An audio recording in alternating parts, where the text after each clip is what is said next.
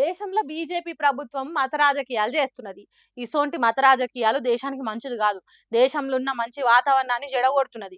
దీన్ని అడ్డుకోవాలి అని Congress party, communist పార్టీలు కలిసి నడుస్తున్నాయి దేశంలో. కాషాయం జెండాను అధికారంలోకి రాకుండా చేయాలని కూడి నడుస్తున్నాయి. దేశమంతటా ఒక తీరుంటే కేరళ మాత్రం ఇంకో తీరు రాజకీయాలు నడుస్తున్నాయి. కాంగ్రెస్ పార్టీని, కమ్యూనిస్ట్ పార్టీలను గదిలిస్తే చాలు కయ్యం పుడుతున్నది.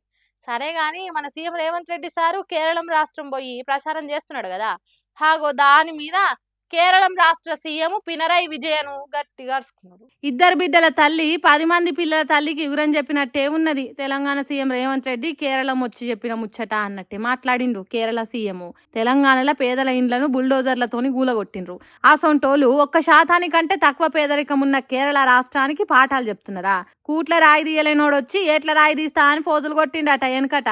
అవి అట్లనే ఉన్నది. సీఎం రేవంత్ రెడ్డి ముచ్చట అన్నట్టు మాట్లాడిండట పినరయి విజయను. అంతెందుకు, పోయినేడాది తెలంగాణ ఆఫీసర్లు కేరళ రాష్ట్రానికి వచ్చి డిజిటల్ ల్యాండ్ రికార్డుల సిస్టమ్ ఎట్లా పనిచేస్తున్నదో చూసి నేర్చుకున్నారు.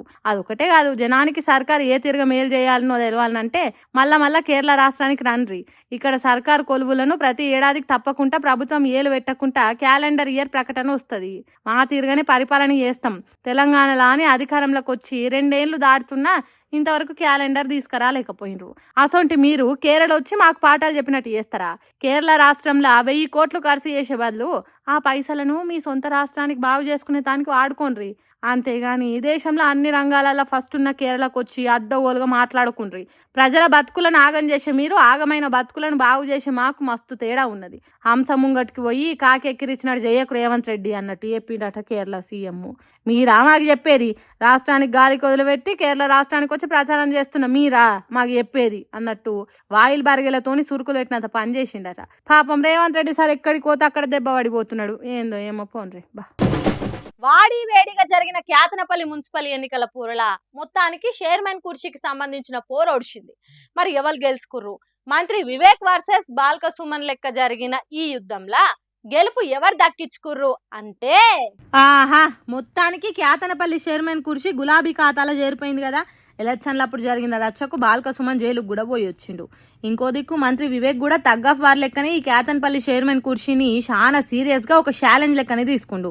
అందులకు తోడు బాల్క సుమన్ జైలుకు పోయి వచ్చినాక ఐ లవ్ యూ వివేక్, చూసుకుందాం నీ పతాపమో నా పతాపమో అని డి అంటే డి అన్నట్టే పట్టు మీద ఉండే.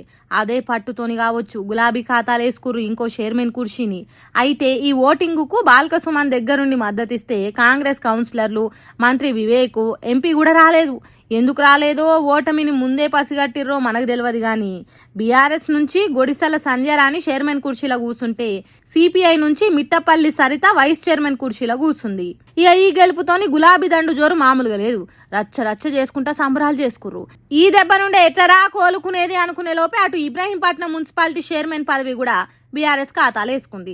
చైర్మన్ కుర్చీలా టేకుల సుదర్శన్ రెడ్డి కూర్చుండు. దీంతో కారు పార్టీ మొత్తం 20 మున్సిపాలిటీలు దక్కించుకుంది. ఇక ఆగుతుందా ఆనందము సంబురము? మామూలుగా లేదు కారు కర్తలది. పాపం మంత్రి వివేక్ ఎంత దానిలాడినా చెయ్యి ఖాతాలు వేయలేకపోయిండు.